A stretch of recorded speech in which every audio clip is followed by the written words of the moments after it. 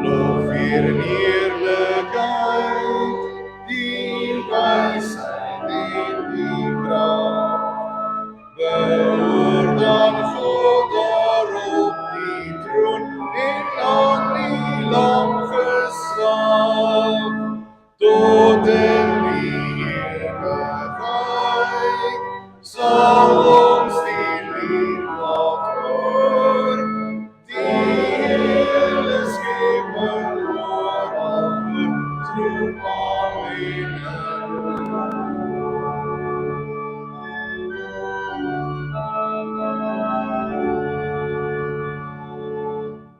Die Here is my herder, ek kom niks kort nie.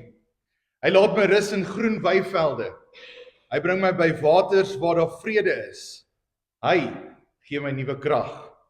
Hy lei my op die regte paaie tot eer van sy naam. Soos God die Vader dit vooraf bestem het, het hy julle elkeen uitverkies om deur die Gees afgesonder te word, om aan hom te behoort, om aan hom gehoorsaam te wees en besprinkel te word met die bloed van Jesus Christus. Geliefde gemeente, daarom genade en vrede vir julle van God die Vader en die Here Jesus Christus deur die kragtige werking van die Heilige Gees. Amen.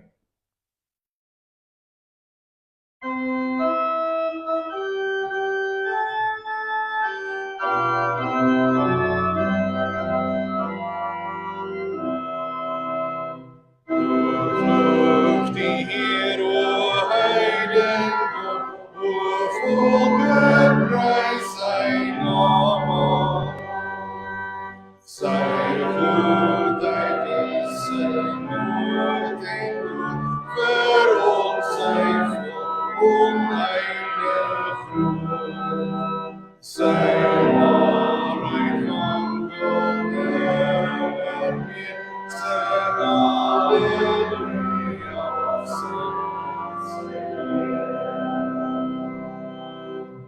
Hoe wonderlik is dit dat ons vandag, waar ons saamkom om die nagmaal te vier, ook openlike belydenis te kan maak, dat elkeen van ons in ons harte saam kan sê, ek glo in God die Vader, die Almagtige, die Skepper van hemel en aarde, en in Jesus Christus sy enige gebore Seun, ons Here, wat ontvang is uit die Maagd Maria, gebore is, wat ontvang is van die Heilige Gees, wat gelei het onder Pontius Pilatus, gekruisig is, gesterf het en begrawe is, wat die angste van die hel tot in die dood toe ondergaan het.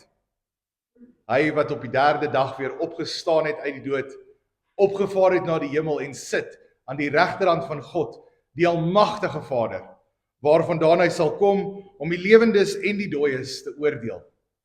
Ek glo in die Heilige Gees. Ek glo aan 'n heilige, algemene Christelike kerk, die gemeenskap van die heiliges, die vergewing van sondes, die opstanding van die liggaam en 'n ewige lewe. Amen.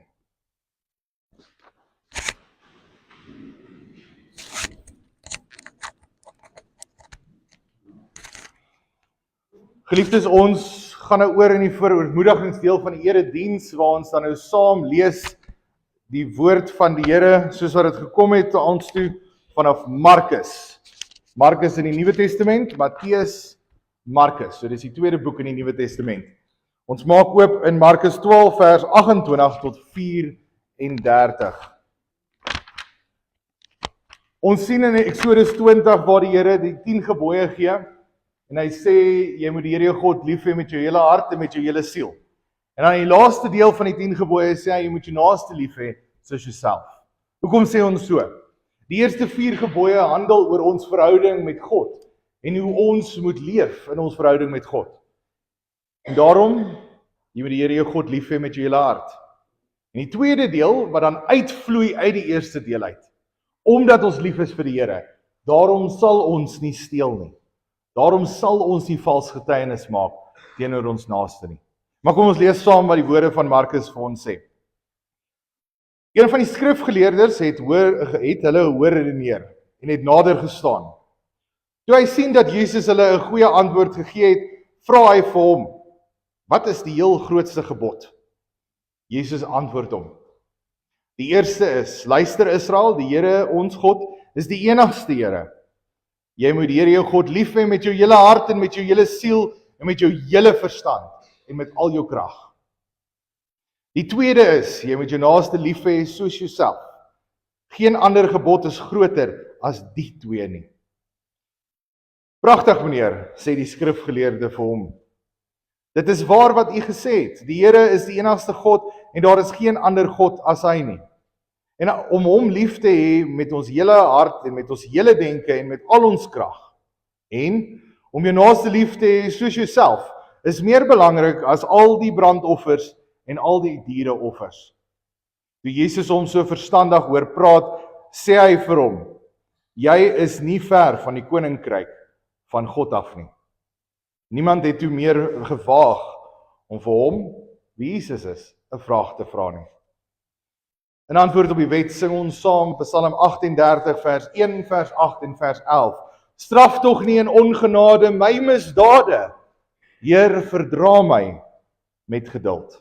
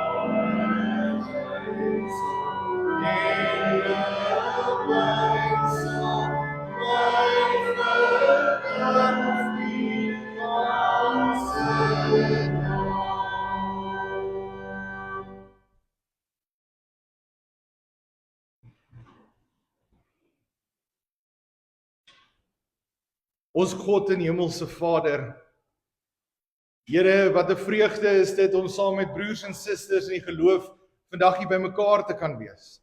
Wat 'n vreugde is dit om vandag te kan saam die nagmaal vier. Here, dit is daadwerklik goed om U te kan lief hê. Dis inderdaad goed om U woord en die waarheid te ondersoek en te leer en uit te leef.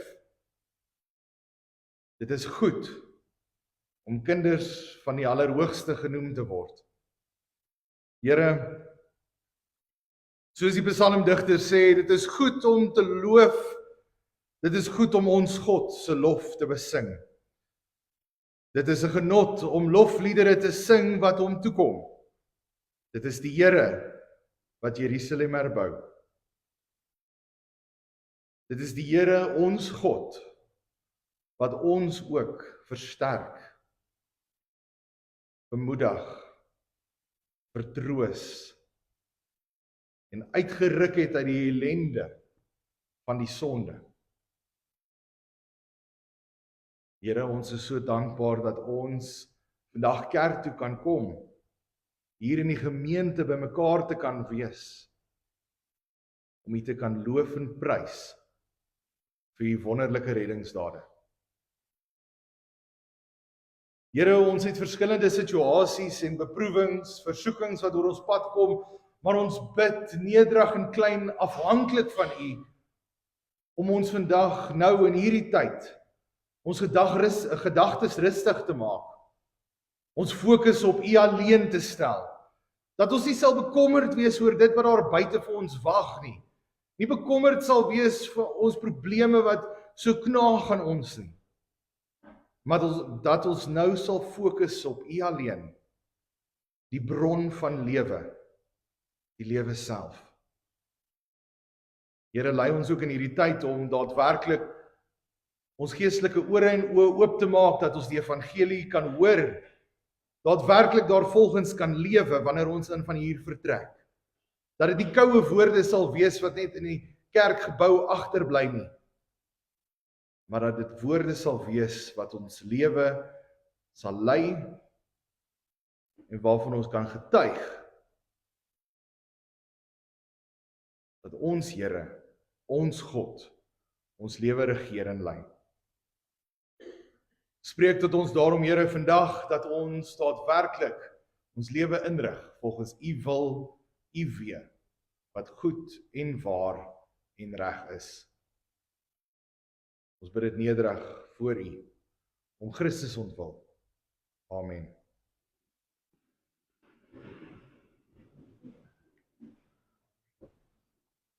Geliefdes, ons is steeds besig met ons preekreeks, werklik kerklik, en ons lees saam uit Efesiërs, soos ouer gewoonte vir die laaste paar weke.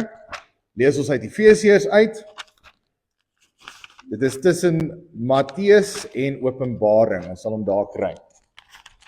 Efesiërs 5 vers 6 tot 20. Ons fokusverse is vers 8b, sowel as vers 9. Ek lees vir ons die 83 vertaling van die teks. Moenie dat iemand julle met allerhande onwaarhede mislei nie, want daardeur kom die straf van God oor die mense wat aan hom ongehoorsaam is. Met sulke mense moet julle niks te doen hê nie. Vroeër was julle die ene duisternis, maar nou in die Here is julle lig. Leef dan as mense van die lig. Uit die lig kom alles voort wat goed en reg en waar is. Vra julle voortdurend af of iets vir die Here aanneemlik is. En moenie meedoen aan die vrugtelose praktyke van die duisternis nie, maar stel dit eerder aan die kaak. Dit is 'n skande om selfs te praat oor die dinge wat die ongehoorsame mense in die geheim doen. Maar alles wat aan die kaak gestel word, wanneer die lig daarop val. En as iets bekend geword het, is dit in die lig. Daarom sê die lied ook, word wakker jy wat slaap en staan op uit die dood, en Christus sal jou lewe verlig. Wees baie versigtig hoe jy lewe. Nie soos onverstandige mense nie, maar soos verstandiges. Maak die beste gebruik van elke geleentheid wat ons lewe in 'n goddelose tyd. Moet daarom nie onverstandig optree nie, maar probeer om te wete te kom wat die Here wil dat julle moet doen. Moet julle nie aan drank en buite gaan nie. Daarmee gaan losbandigheid gepaard. Nee, laat die Gees julle vervul en sing onder mekaar psalms, lofgesange en ander geestelike liedere. Sing met julle hele hart tot eer van die Here. Dank God die Vader altyd oor alles in die naam van ons Here Jesus Christus. Ons fokusvers, vers 8b en 9. Leef dan as mense van die lig. Uit die lig kom alles voort wat goed en reg en waar is. Die tema van vanoggend se prediking, lewe in die lig van alles wat goed, reg en waar is, steeds deel van ons preekreeks werklik kerklik, en ons fokus vandag op die bediening van die nagmaal.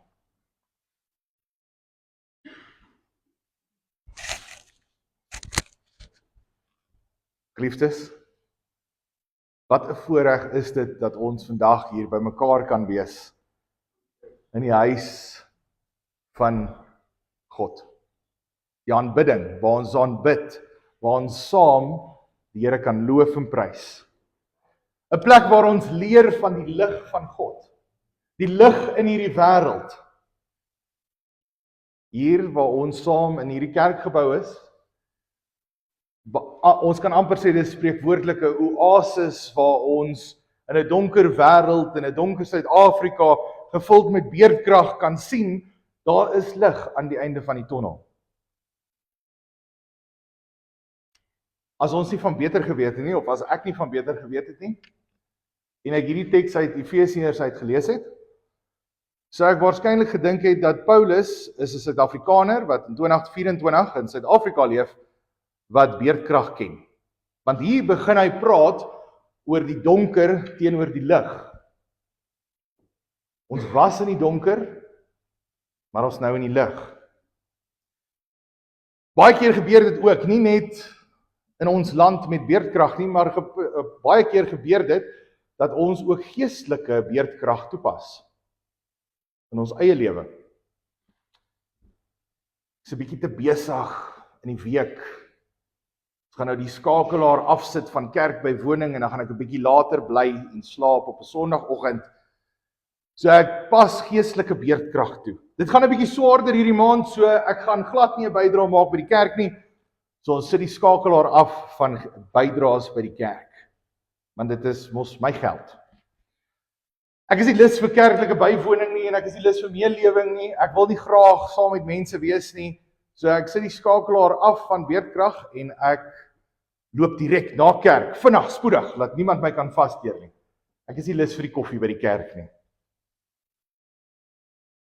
Dit is net enkele voorbeelde wat ons kan gebruik in ons eie geestelike beerdkrag scenario.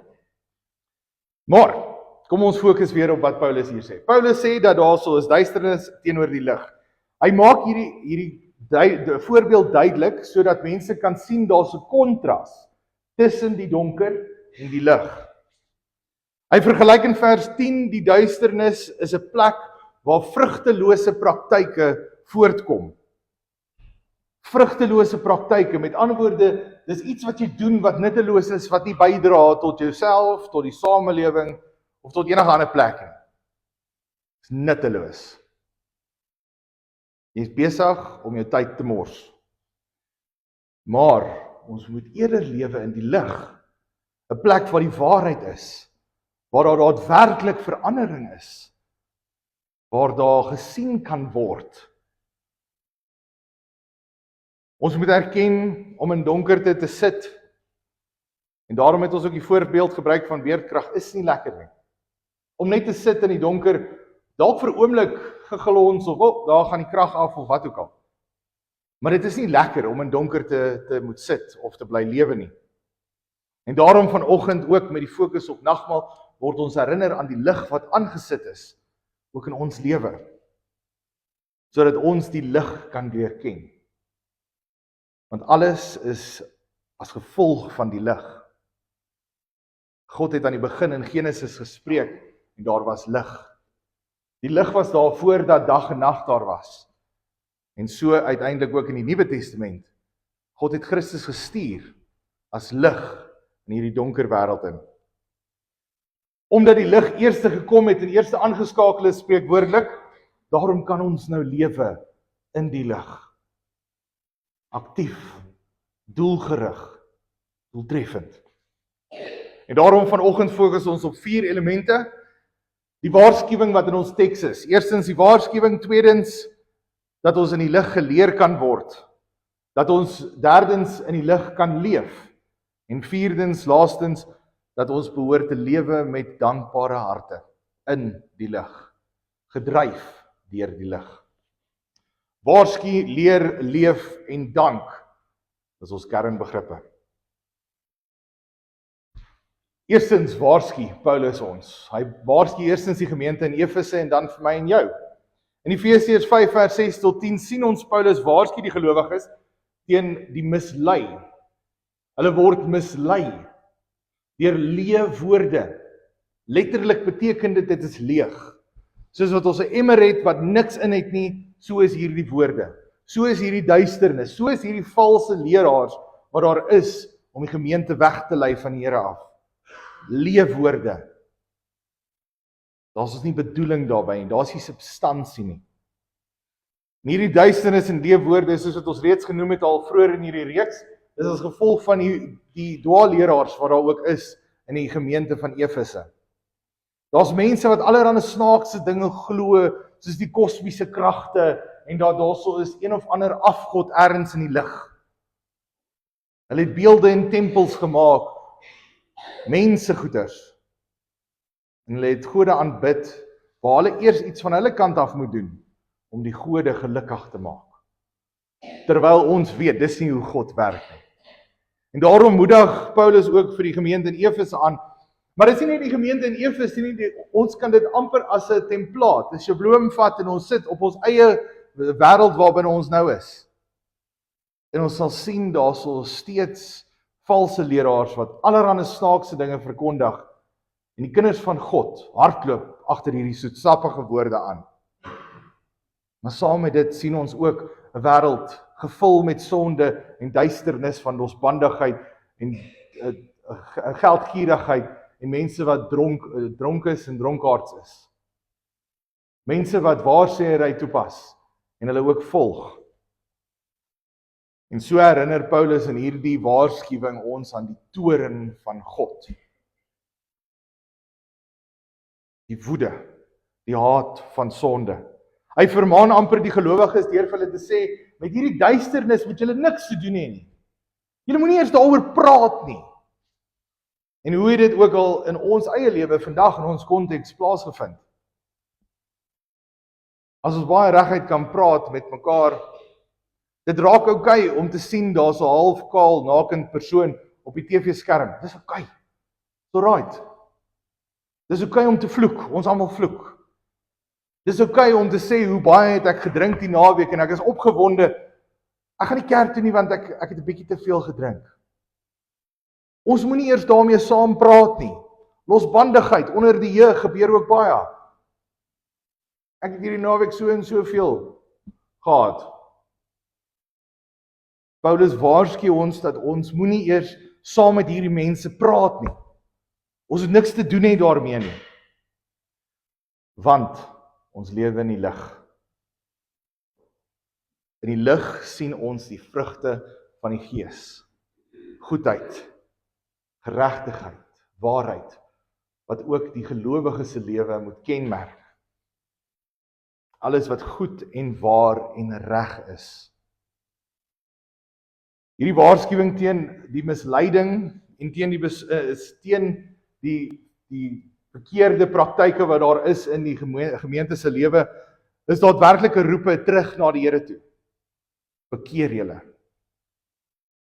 Soos wat ons ook sien in die boek Openbaring, waar herhaaldelik, oor en oor, amper tot met respek gesê, vervelings toe, word die mense aangemoedig om terug te draai en te bekeer.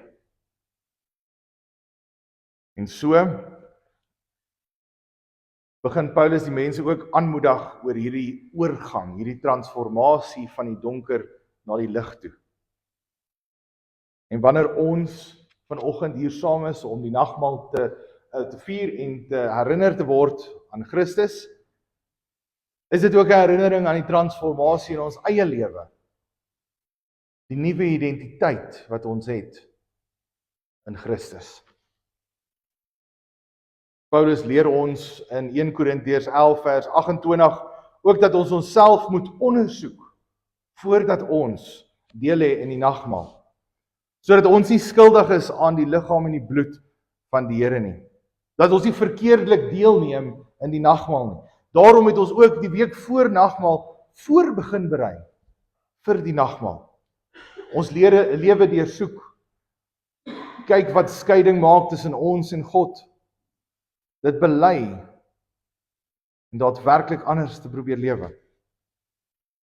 En daarom is dit so belangrik dat Paulus die gemeente ook herinner van Efese om weg te bly van die praktyke van die duisternis en keer terug na die lig, want julle is kinders van die lig. Paulus sê, gebruik harde woorde, soos in vers 11.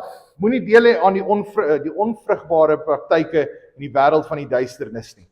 Inteendeel, ons moet dit aan die kaak stel. Wat beteken dit? Ons moet die masker afhaal.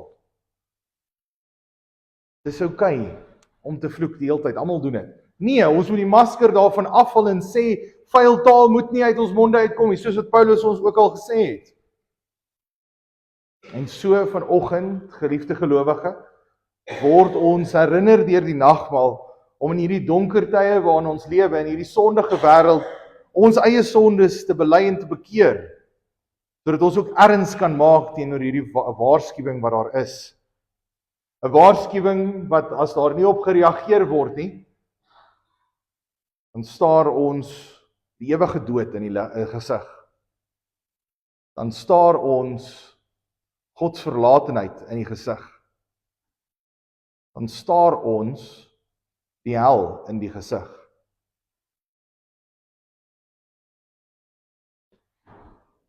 Hoe dankbaar is ek en jy nie ook oor hierdie waarskuwing nie. 'n Waarskuwing van Paulus vir die gelowiges deur die eeue. En so kom ons by ons tweede punt, die leer. Leer, geliefdes, leer uit die verlede, leer uit die skrif, leer uit gesprekke met medegelowiges. Leer saam. Leer saam met die verlede waar die Here vir ons gewys het hoe goed hy is. En dit gaan so ver terug tot in die volk se geskiedenis. Die Here is goed gewees vir hulle. Die Here is goed gewees vir ons. Herinner mekaar daaraan, maar leer ook saam uit die skrif uit. Want daar leer ons ook van die barmhartigheid en die liefde en die genade van die Here. Sy lankmoedigheid. Aanleenlike Vader wat lief is vir sy kinders, wat nie wil hê hulle moet ondergaan nie, sal herhaaldelik in lankmoedigheid vir hulle sê, bekeer julle, kom terug na my toe. Kom terug na die waarheid toe. En so word ons vanoggend weer herinner, dat ons mekaar ook moet leer oor waaroor die nagmaal gaan. Dis nie net 'n simbool nie, maar dit is 'n teken en 'n seël. Die teken dat Christus waarlik gekom het, waarlik gesterf het, en ook waarlik uit die dood uit opgestaan het, vir ons. En 'n seël, sodat ons kan weet, dit is waar en dit is reg, soos God. Die nagmaal herinner ons ook aan daardie transformasie en daardie nuwe identiteit waarvan ons vroeër gepraat het. Weg van losbandigheid, weg van diewe en rowers, weg van sinnelose praktyke, sinnelose praatjies en leuns. Want ek en jy was ook daar. Ek en jy was werklik ook daar. En Paulus herinner die gemeente en ook vir my en jou vandag dat ons was daar, maar toe leer ken ons Christus. Toe lewe ons weer in die lig. Paulus gebruik die metafoor van die duisternis om die toestand van die mense te beskryf. Die geestelike blindheid, die geestelike toeore. Hy beskryf dit nogal redelik op 'n dramatiese manier. Hoekom? Want ons moet weet waaruit ons gered is. Ons kan nie bly wees en dankbaar wees as ons nie weet waaruit ons gered is nie. Ons kan nie net vir iemand sê dankie nie. Jy moet onthou om dankie te sê. Waarvoor moet ek dankie sê? Ek het dan niks gedoen of gekry nie. So ons moet die inligting hê, ons moet weet waaruit ons gered is. Ons is gered uit hierdie goddeloosheid uit, hierdie diewe, rowers, leuns, losbandigheid, geldgierigheid. Ons is gered daaruit, uit die ewige dood uit. Ons is gered daaruit, deur Christus. Ons is gered daaruit, om te lewe in 'n verhouding met God. Ons is gered. En daarom moet ons weet waaruit ons gered is, sodat ons kan lewe in dankbaarheid vir die verlossing wat ons ontvang het. En dan kom ons by die nagmaal, waar ons openlike belydenis maak van hierdie transformasie wat ook in ons lewe gebeur het. Maar dit sê nie dat ons nou perfek is nie, want ons is nog ver van daar af. Ons het nog baie gebreke aan ywer, aan liefde, teenoor mekaar, ons naastes, selfs teenoor God. Die duisternis simboliseer verder 'n ongehoorsame lewe en ons moet leer daarvan. Ons moet leer wat is die wil van God sodat ons nie ongehoorsaam sal lewe nie. Dit is 'n lewe buite die waarheid, weg van die waarheid, gevul met leuns. Waar mense vasgevang word en mislei word deur valse profete en uiteindelik ook leuns, valshede wat hulle lewe lei. En daarom moet ons leer. Leer by in die verlede, leer by mekaar, maar meer belangrik leer uit die skrif. Want die lig van God wat gekom het tot ons, wat ons soek sien in die skrif, lei ons sodat ons weg kan beweeg van die duisternis, sodat ons kan leef in alles wat goed en waar en reg is. En daarom ons fokusvers ook, vers 8b en 9. Nou in die Here is julle lig. So Christus het gekom. In hom is ons die lig. Leef dan as mense van die lig. Uit die lig kom alles voort wat goed en reg en waar is. Die Christus, hoe waar is dit? Die Christus is goed en waar en reg. Sy wil en wee is reg. Dit wat hy ons geleer het om te doen, is reg. Hy is goed. Het het ons gewys hoe dit lyk. Daarom kan ons daarin lewe. Deur die kragtige werking van die Heilige Gees sal hierdie moontlik wees, sodat ons kan voortleef en streef in dit wat goed is. Dat ons kan leef in dit wat reg is. En dat ons kan vashou in dit wat waar is. Wanneer ons die lig in hierdie lewe leer ken het, sal ons nie wil teruggaan nie. Want die goedheid wat uit hom uitkom, die reg en die waar, is net te goed. Dis net fantasties. Want dit bring lewe. Die goedheid waarvan gepraat word, verwys na morele en etiese waardes wat die gelowige moet hê. Wat in lyn is met en ooreenstemming is met die karaktereienskappe van wie God is. Moreel en eties. Maar ook 'n hart wat omgee. Wat vriendelik is, vrymoedig is, vrygewig is en om ander te help ook in hulle nood. Die goedheid gaan nie net oor reg te doen nie, maar ook oor die motiewe van ons hart. Hoekom doen ons dit? Doen ons dit dat almal kan sien in die gemeente, in die dorp wat ek gedoen het? Of doen ons dit met die regte motiewe? Want ons daadwerklik nood. Die Here wil daadwerklik uitreik na die wat hom nie ken nie. Terwyl geregtigheid of dit wat reg is die standaard wat God stel, waarvolgens ons moet lewe. Ons kan dit nie doen nie, en daarom het ons die Heilige Gees nodig, om ons te help hiermee in ons worstelstryd op die pad van heiligmaking, sodat ons kan leef in dit wat reg is. En laastens die waarheid. Die waarheid is nie net bloot die afwesigheid van leuns nie, maar dit is ook die wyse waarin ons lewe in ooreenstemming moet wees met die openbaring van die evangelie. Die goeie boodskap. As ons dit teen die tyd nog nie ken nie, lees Matteus, Markus, Lukas en Johannes. Handelinge ook daarby. Lees die hele Bybel. Dan leer ken ons die evangelie, die goeie nuus. Want is daadwerklike goeie nuus. Want dit hou in alles wat goed en waar en reg is. Paulus se verwysing na wat goed en waar en reg is om te beskryf wat die vrugte is wat ons moet wys vir die mense daar buite.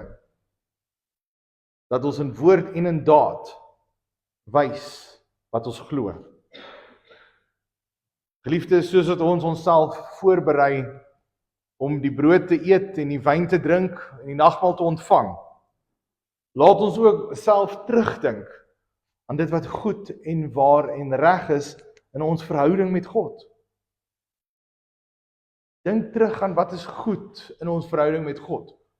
Buiten dat ons die ewige lewe gekry het, maar ook wat waar is. Dat hy 'n Vader is wat omgee, liefdevol is, lankmoedig is. Dink ook aan alles wat reg is in jou verhouding met die Here. Van die laaste week het ons soveel gefokus op voorbereiding tot nagmaal en dit wat verkeerd was in ons verhouding met die Here. Dit wat skeiding maak tussen ons en die Here, dat ons nou kan fokus met vrymoedigheid, omdat ons sondes bely het ook voor God. Dat ons daadwerklik fokus op dit wat reg is in ons verhouding met God.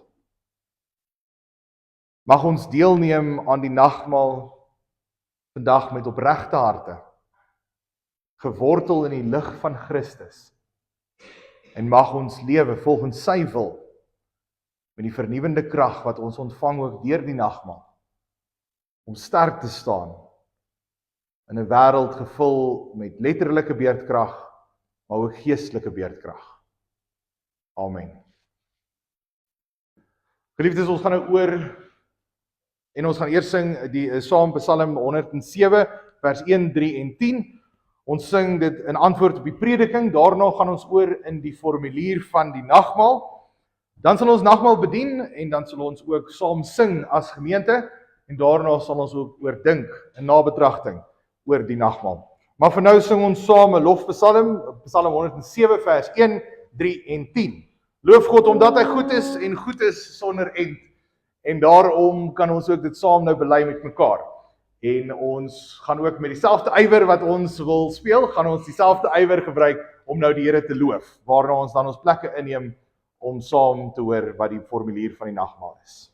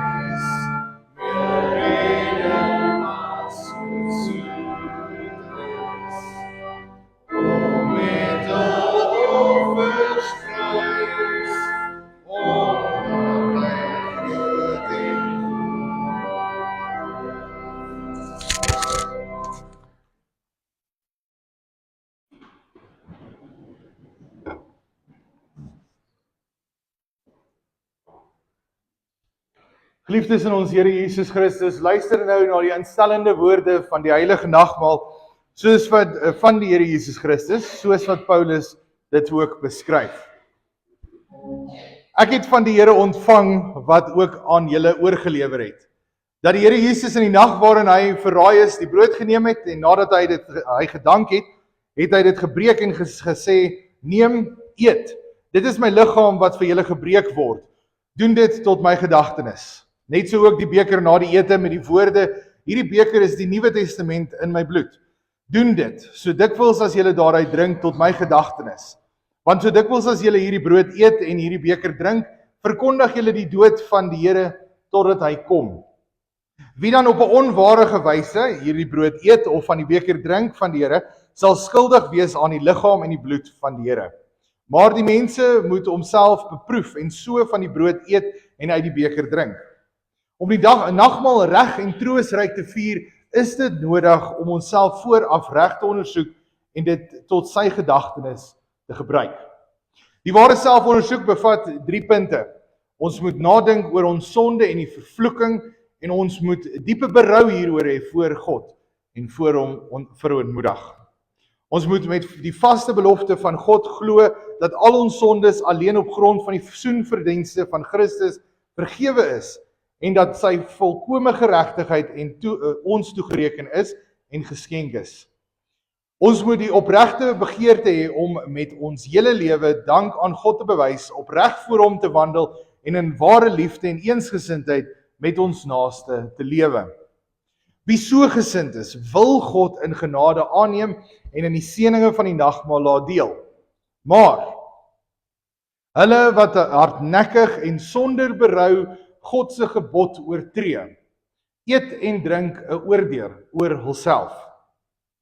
Daarom verkondig ons dat alle afgodienaars, towenaars en waarsêers en die wat aan hulle glo, godslasteraars, skeermakers in kerk en staat, mynediges en ongehoorsaames, moordenaars, toosoekers, egbreekers, hoereerders, dronkaards, diewe, rowers, dobbelaars en gieraards, om nie na die nagmaal van die Here te kom nie. Want niemand wat liefdeloos en aanstootlik lewe, het deel aan die ryk van God nie. Tog kom ons nie na die nagmaal toe, omdat ons onsself sondeloos en volmaak ag nie. Maar inteendeel, ons kom juis omdat ons lewe buite onsself soek in Christus Jesus. Daarmee erken ons dat ons van nature deur die sonde dood is. Ons het inderdaad nog baie gebreke. Gebrek aan geloof, aan ywer in God se diens, selfs aan liefde teenoor ons naaste. Ons het egter deur die genade van die Heilige Gees van harte berou oor ons sondes en begeer opreg om volgens al die gebooie van God te lewe. Daarom kan ons seker wees dat God ons in genade aanneem en waardig maak om deel te hê aan die hemelse spys en drank. Die Here leer ons die doel van die nagmaal wanneer hy sê, doen dit tot my gedagtenis. Om dit te doen, moet ons opreg glo dat hy deur die Vader na hierdie wêreld gestuur is, dat hy ware mens geword het en as sondelose lam die toorn van God gedurende sy hele lewe op aarde vir ons gedra het. Hy het met 'n volmaakte gehoorsaamheid God se wet vir ons vervul. Hy het ons smaad gedra sodat ons nooit weer tot skande sou wees nie. Hy is onskuldig, ter dood veroordeel, sodat ons voor die gerig van God vrygespreek kan word. Hy is aan die kruis gespyker om die skuldbrief van ons sondes vas te naal. So het hy ons vervloeking op hom geneem om ons met sy seën te vul. Hy het die helse pyn en smart en bange godsverlatenheid beleef en gelei totdat hy uitgeroep het, my God, waarom het U my verlaat? Sodat ons, ek en jy, nooit weer deur God verlaat sou word nie. Eintlik het hy deur sy dood en bloedstorting die ewige genade verbond bekragtig met die woorde, dit is volbring. Wanneer ons so aan hom dink, word die tekens van die brood en die wyn telkens weer 'n versekering dat hy hom in ons plek oorgegee het en dat hy ons so seker met sy liggaam en bloed voed as wat ons die brood en die wyn eet en drink. So wil die lewende Christus deur sy Gees ons van liefde verseker en ons tot vaste wete bring dat ons ook tot hierdie genadeverbond behoort. En elke maal as ons die nagmaal vier, verkondig ons die dood totdat hy kom. Daarom laat die fees van nagmaal ons ook met groot verlange uitsien na die bruiloffees van die Lam. So leer die nagmaal ons om die enigste kruisoffer van ons Here Jesus Christus as die enigste grondslag van ons saligheid in geloof te omhels. Daar is sy liggaam gebreek en sy bloed vergiet tot 'n volkome versoening van al ons sondes. En hy het vir ons die ware voedsel en drank vir die ewige lewe geword. Deur sy dood en sy opstanding het hy die lewemakende Gees verwerf wat ons aan Christus in die ware gemeenskap verbind en in al sy rykdomme laat deel. Dieselfde Gees bind ook ons as lede van een liggaam in ware liefde saam. Omdat ons almal van die een brood deel het, is ons almal een liggaam. Daarom moet ons almal wat deur die geloof in Christus ingelyf is, hierdie eenheid in liefde met woord en daad teenoor mekaar bewys. Geliefdes, mag God deur sy Gees ons daartoe help en lei. Amen. Kom ons verootmoedig onsself in gebed voor God.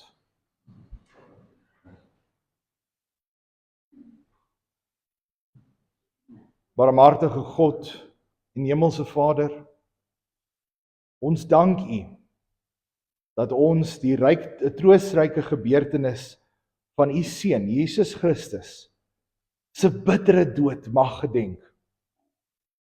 Ons bid U gee deur U Heilige Gees 'n opregte vertroue in ons hart, om ons al meer aan U Seun oor te gee, sodat ons met Hom die hemelse brood verkoop kan word en nie meer in ons sondes nie, maar in Hom mag voortleef. Here, verseker ons dat U ons genadige Vader is en ons U kinders en erfgename. Help ons om onsself te verloon, ons Heiland te bely en met verlange te wag op sy terugkoms, wanneer hy ons in ewigheid tot Hom sal neem. Verhoor ons, o God en barmhartige Hemelse Vader, om Christus ontwil. Amen. Geliefdes, daar is nou geleentheid vir die diakens om terwyl ons Psalm 23 vers 3 sing, die tafel vir ons in gereedheid te bring. Geliefdes, hou in gedagte dat die diakens mag die praktiese fisiese hande wees wat hier nou voor ons die tafel in gereedheid bring. Maar dit is God, die hemel, die lewende God van hemel en aarde, wat die tafel uiteindelik vir ons in voorbereiding bring.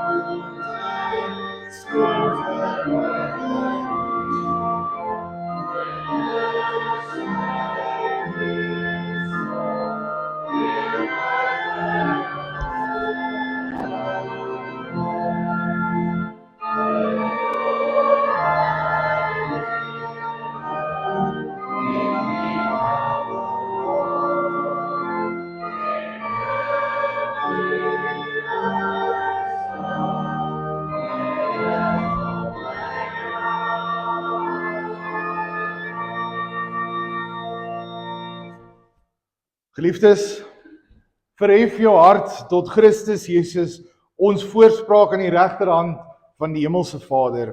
En wees verseker dat die Heilige Gees u net so verseker met Jesus se liggaam en bloed versterk, as wat ons die tekens van die wyn en die brood tot sy nagedagtenis sal ontvang. Met dit nooi ons almal uit wat aan tafel wil kom sit, om na die tafel toe te kom. En saam met dit, as julle in die banke is en julle het nog nie julle wyn en die broodjie nie, is julle welkom ook om nou te kry. En die mense wat in die banke bedien wil word met die beker, moet asseblief aandui en dan sal die diakens ook dit vir julle bring.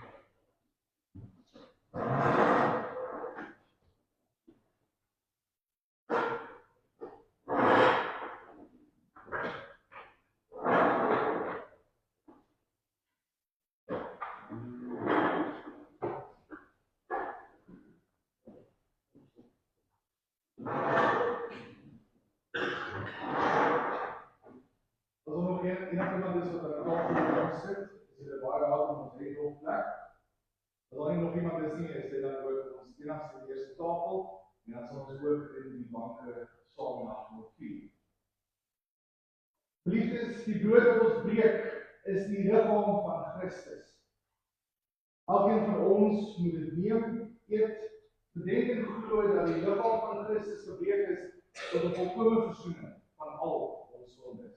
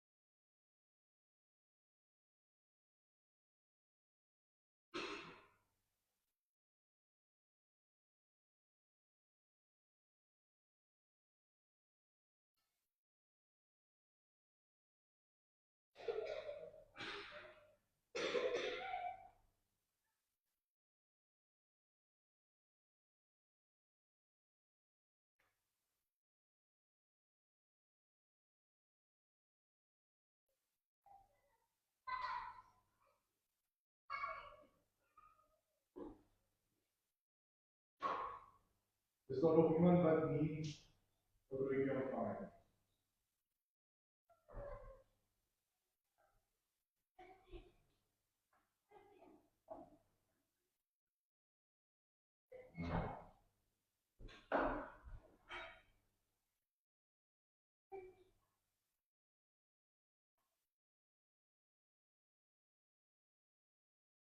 Liefdes, die beker van danksegging wat ons met danksegging seën, is die gemeenskap met die bloed van Christus.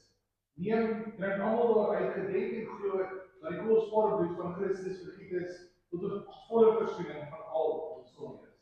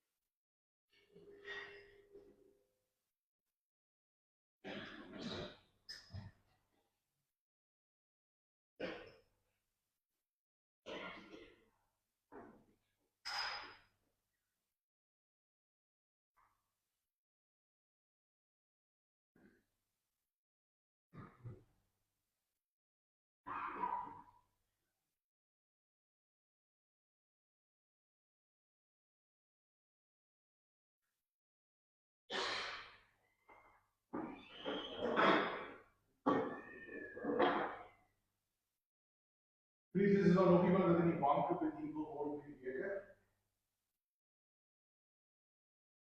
En volstaan ons daarby.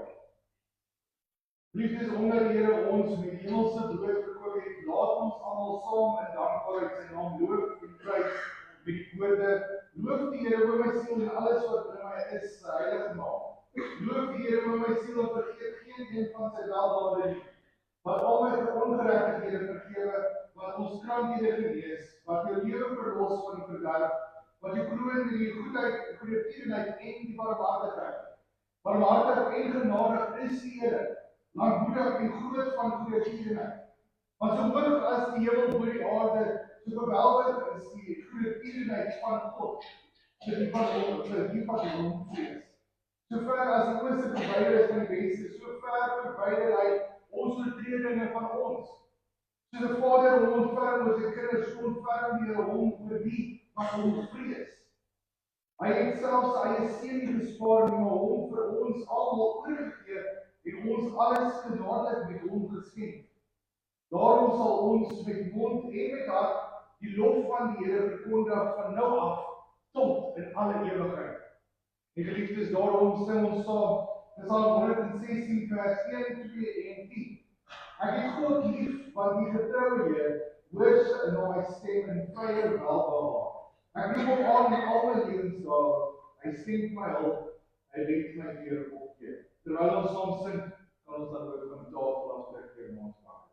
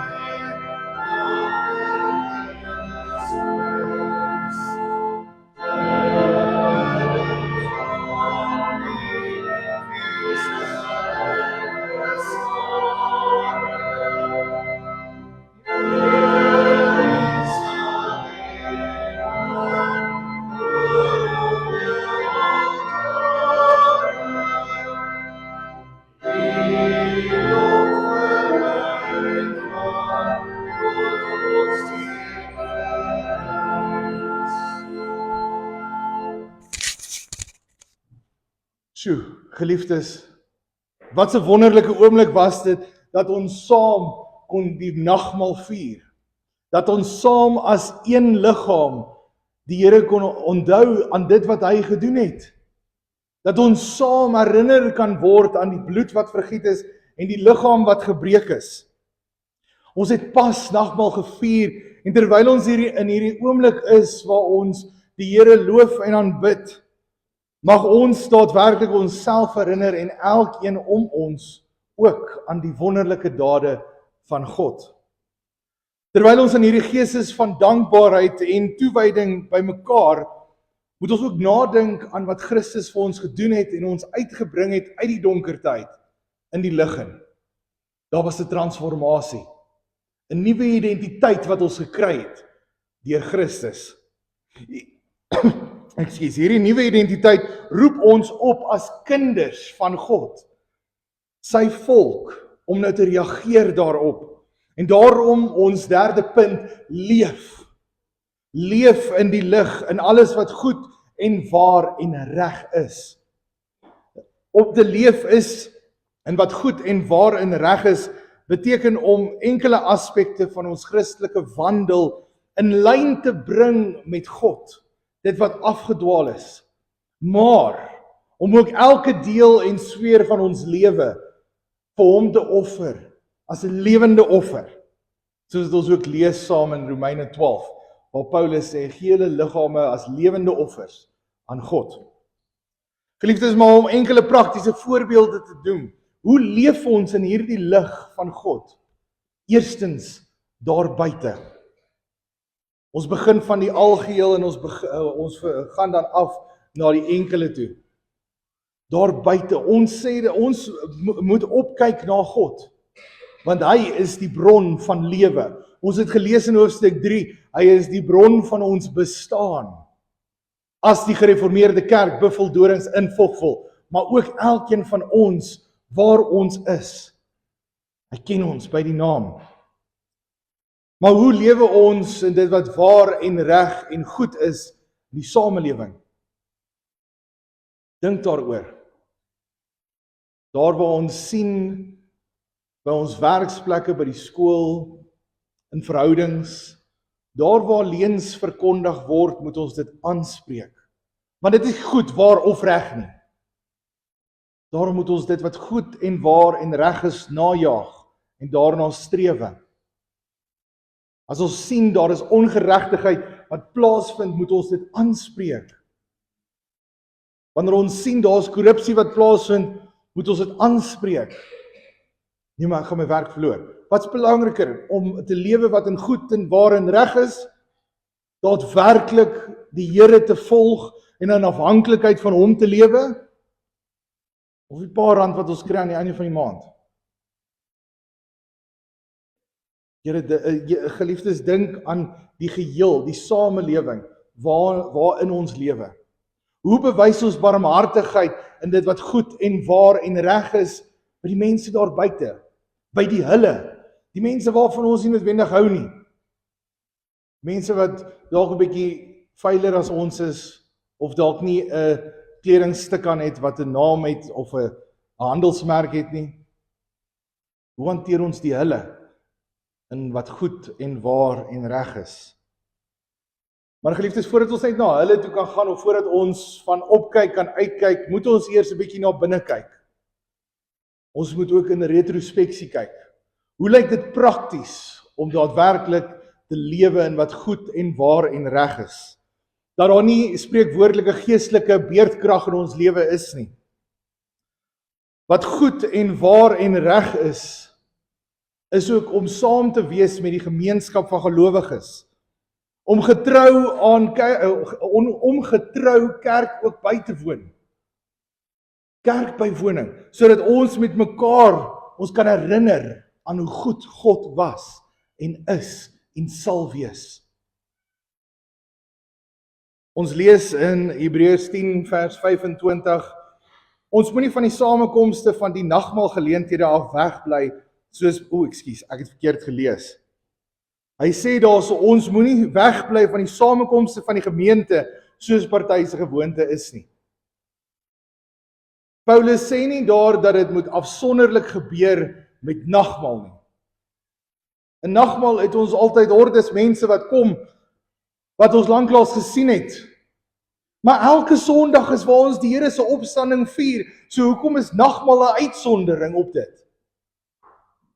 Christus sê, deur die leiding van die Heilige Gees in Paulus se woorde, moenie wegbly van die samekomste van gelowiges nie. Hy sê nie daar kom net nagmaal en 'n doop en 'n begrafnis nie. Hy sê moenie wegbly nie. Maar dit vloei voort na die erediens toe. Want as ons nie by die kerkbywoning betrokke is nie, dan kan ons nie die erediens deelneem in die erediens nie, dan kan ons nie die woord aanhoor nie, en dan kort voor lank strap ons in die stryk waarvan Hosea ons waarsku en hy sê, my volk gaan ten gronde weens 'n gebrek aan kennis aan my.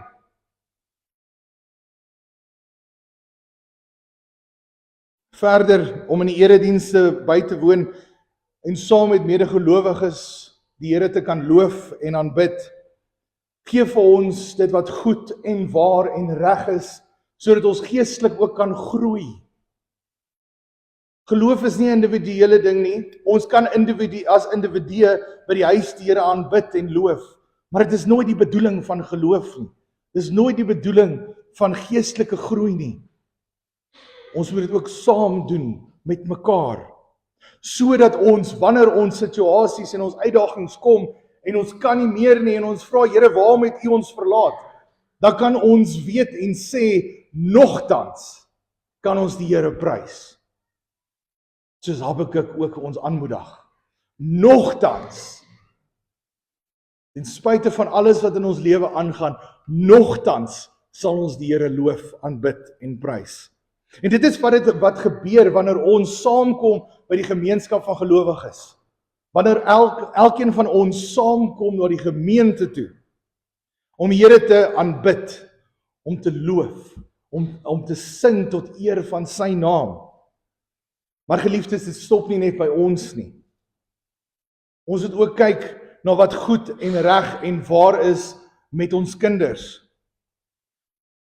As ons kinders het, as elkeen van wie ook al van ons kinders het, party is geseënd met kinders 1, 2, 3, 5, ons weet nie. Maar ander is nie geseënd met kinders op daardie stadium van hulle lewe nie. Maar as ons 'n belofte gemaak het vir die gemeenskap van gelowiges, dan moet ons daardie belofte nakom, want ons het gesê ons sal ons kind grootmaak in die wil en die wee van God.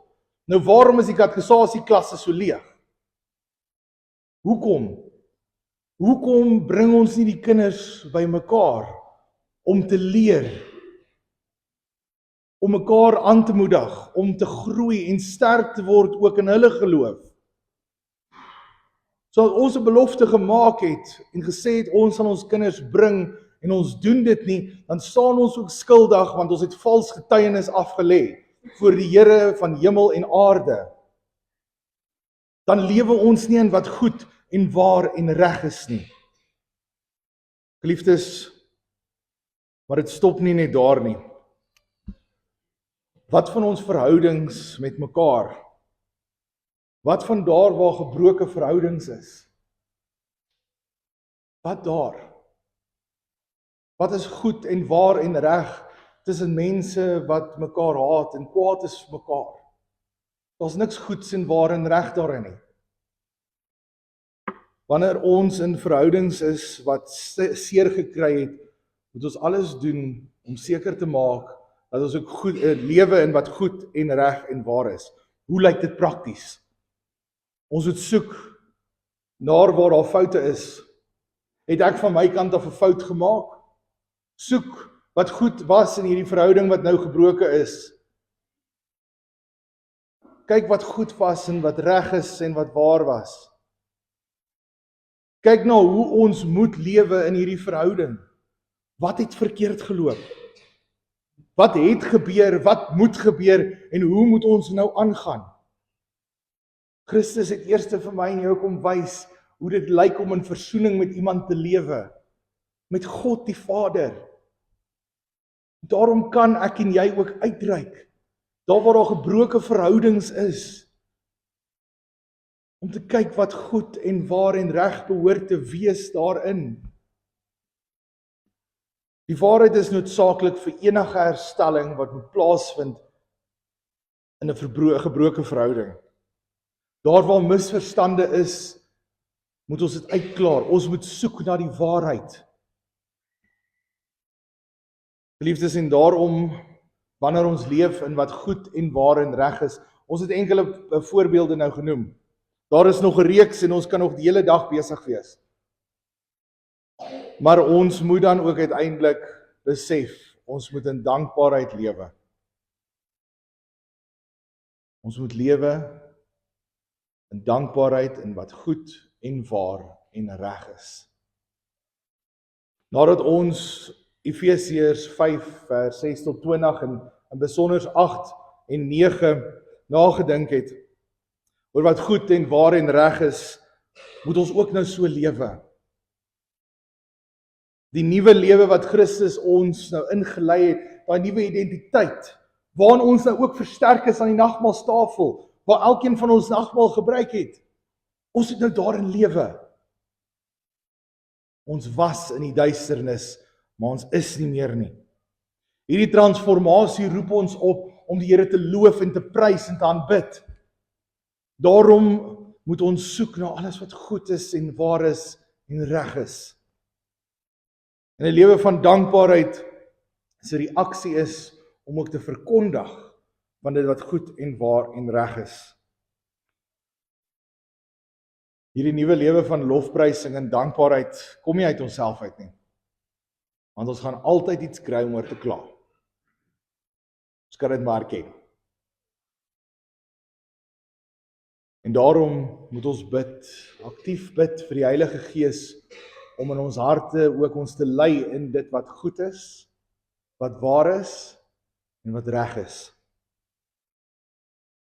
Laat ons dan ons lewe gee as 'n lewende offer wat getuig van die evangelie oor dit wat goed is, wat waar is en wat reg is. Mag ons voortdurend vervul wees met die lig van dit wat goed is, en dit wat waar is, en dit wat reg is. En mag ons dit in elke aspek van ons lewe ook duidelik sigbaar maak. Die hier waar ons is, in kerkbywoning, meelewing, katekisasie, maar ook die daar waar ons by die werk is, in verhoudings staan, waar gebroke verhoudings is, waar die sondige wêreld is. Geliefdes, kyk op, die lig is aan. Daar's nie beerdkrag nie. Daar is nie geestelike beerdkrag nie. Kyk, die lig is aan. Gaan lewe nou voort daarin.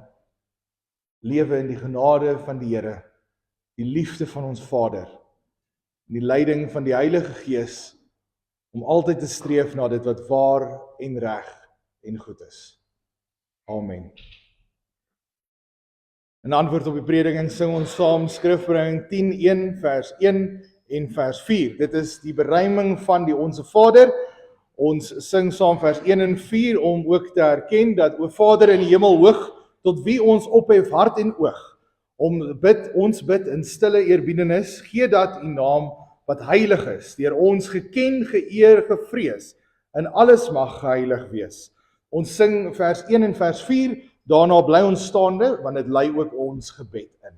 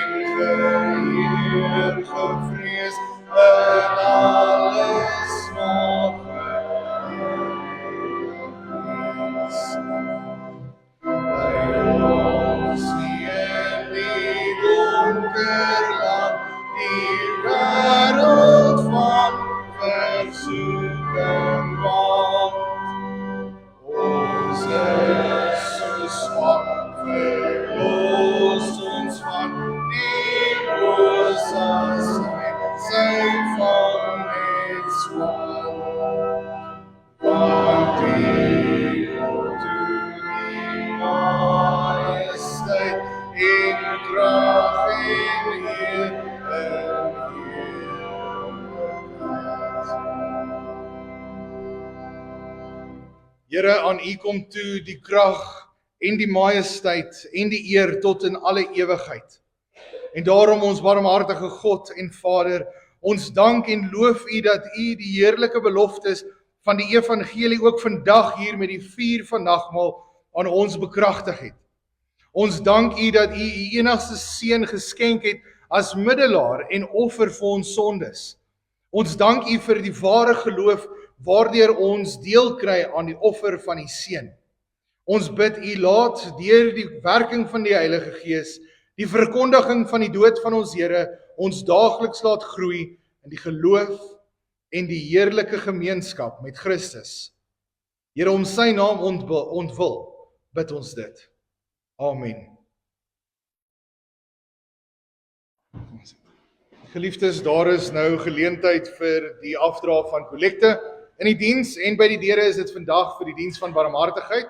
Met ander woorde, sodat die diakens ook kan help, ondersteun, om te help daar waar ook nood is. Volgende week in die diens is dit vir die kerklike tydskrifte en volgende week vir die diens van barmhartigheid. Maar vir nou, vandag by die deure in die diens vir diens van barmhartigheid.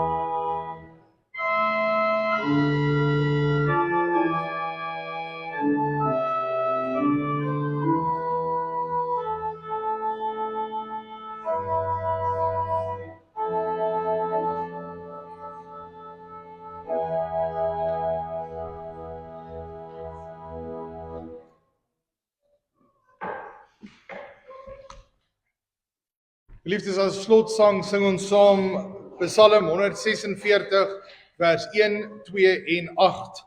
En ons doen dit 'n lofpsalm, so ons gaan nie 'n treurmare hê nie. Ons gaan opgewek en vrolik wees met ywer sing uit volle bors, soos wat dit hoort. Psalm 146 vers 1, 2 en 8. Prys die Here met blye galme, o my siel, daar's ryke stof. Ek sal solank ek leef my psalme vrolik toewy aan sy lof.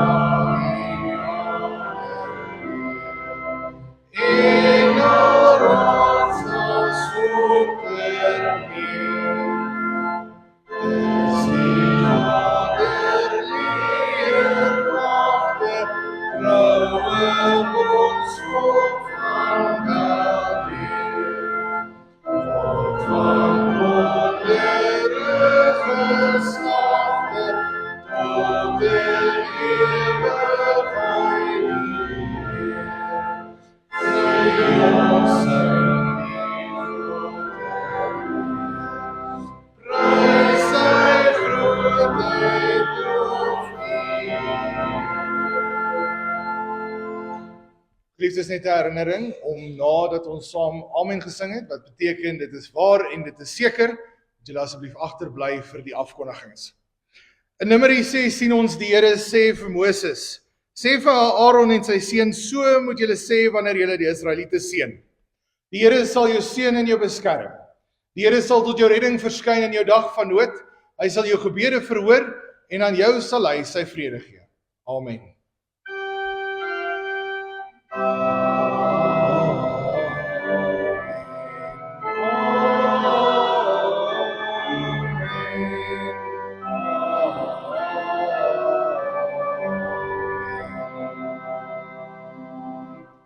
Goeiemôre geliefdes. Ons het as kerkraad saam besluit dat ons net die afkondigings na die diens wil doen. Die rede daarvoor is dat wanneer ons dit voor die diens doen, is ons gedagtes dalk by die afkondigings, nie by die erediens self nie. So dit maak eintlik sin dat ons die afkondigings eerder vir na die diens los. Die wat gewonder het hoe ons dit na die tyd doen. Eerstens wil ek net sê baie dankie aan die susters en almal wat betrokke daarbey was met die pragtige versiering vanoggend in die kerk. Dit is werklik mooi. Daar gaan vanselfsprekend nie katekisasie wees vanoggend na die diens nie. Wat ons die nagmaalsete gaan hê. Dan is ons baie dankbaar en bly te hoor dat Suster Hilda voldoen en Suster Elmarie Snyman ontslaan is vanuit die hospitaal. Ons bid vir die pad wat hy voor lê, vir gesondmaking en dat die Here julle ook daarmee sal seën. Dan in terme van vergaderings, die Vrydag die 30ste Augustus is dit die Fanfest by NG Kerk Noord. Kom ons gaan ondersteun ook ons medegelowiges daar om 'n draaitjie daar te gaan maak en ietsie te koop. En ek verstaan ook hulle het altyd allerlei lekkerrye en goed om te doen daar. Die Vrydag, die 6de Augustus, is dit ook die laerskooljeug se byeenkoms. Ek herinner julle daaraan. Dan wil ek julle weer eens uitnooi vir elke Dinsdag die gemeente Bybelstudie wat om 6 plaasvind hier in die kerkgebou of in die saal. Ons werk lekker deur die myne en ons leer so baie en julle is almal welkom om te kom. Dan herinner ek julle ook aan die lofprysingsdiens wat vandag om 6:00 plaasvind. Kom asseblief dat ons saam die Here kan loof op 'n wonderlike dag soos vandag, sy dag. En dan vir die jaarsdae hierdie week, die 27ste Augustus, is dit broer Japie van Antwerpen, en die 29ste Augustus, Karin Marits. Ons wens julle almal by voorbaat geluk en mag die Here julle seën in julle komende lewensjaar. Dan direk hierna, ek wil ook net eers met spesiale verwelkoming aan Suster Letty Koetser, en so Eloise, Daphne en Robert, wat nou uiteindelik deel is van die gemeente, baie welkom aan julle. En dan, direk as ek nou klaar is, gaan die Erasmus Venter gou met julle die liewe bedieningsmodel bespreek, en daarna wil broer Koos Roots ook net ietsie sê oor die genadehuis. Dankie.